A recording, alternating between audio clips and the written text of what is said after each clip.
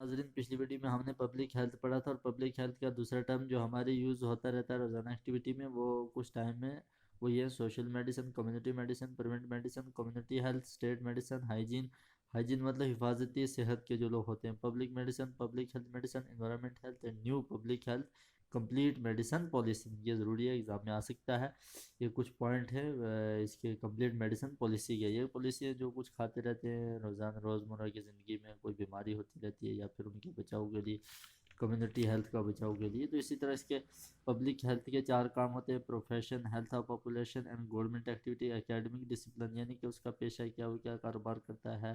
پھر اس کے بعد اس کی ہیلتھ پاپولیشن میں دیکھی جاتی ہے کہ اس کی لوگوں کے درمیان میں کیسی صحت ہے۔ اس کی گورنمنٹ ایکٹیویٹی کیا ہے۔ پھر اس کے بعد اس کا تعلیمی و ضوابط ڈسپلن اس کے کیا ہے۔ اس کے بعد دوسرا کوشچن ہے ہمارا 7 number, define public health. Public health جو ہے یہ ڈیفائن سائنس آف وار ڈیسیزز ہے، اینڈ اس میں مطلب کیا ہے کہ لائف کو زیادہ امپروو کرنا اور اس کی کوالٹی کو بڑھانا، ایک لمبی زندگی جینا، اور اس کے بعد اپنی چوائس سے اور سوسائٹی میں ایک آرگنائزیشن کے ذریعے کام کرنا اور اس میں زیادہ سے زیادہ جتنا ممکن ہو سکے لمبی زندگی رہ پانا ایک انڈیویجول کو اپنی کمیونٹی میں۔ پبلک ہیلتھ یہی پرووائڈ کرتی ہے۔ اسی طرح world health organisation public health is also measure whether public health is private or prevent diseases, promote and prolong life among the population and whole۔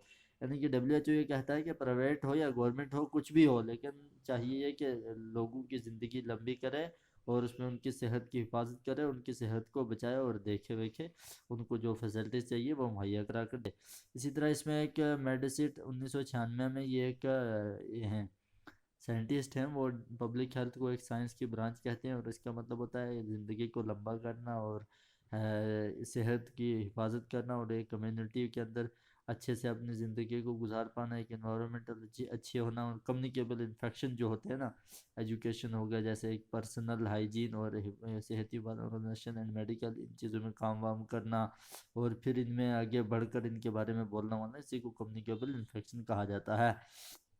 یہ پبلک ہیلتھ جو ہے اس کو کیا ہے، سوشل مشینری جو ہے وہ پرووائڈ کرنا، and living and advocate and maintenance of health, health کے جتنی بھی ضروریاتی چیزیں وہ سب پرووائڈ کرنا۔ اسی طرح پھر public health is science protecting to health and life style, اس میں جو ہے ڈیزیز کا نہیں ہونا چاہیے، اس میں جو بھی بیماری ہیں ان کو بچاؤ کے لیے وہ کیا کرتے ہیں، ایک پریونٹنگ رسپانس انفیکشن ڈیزیزز کو بچاؤ کے لیے انہوں نے ایک CDC مشین ہے جس کا ذریعے وہ بچاتے ہیں، سینٹر ڈیزیز کنٹرول پریونشن۔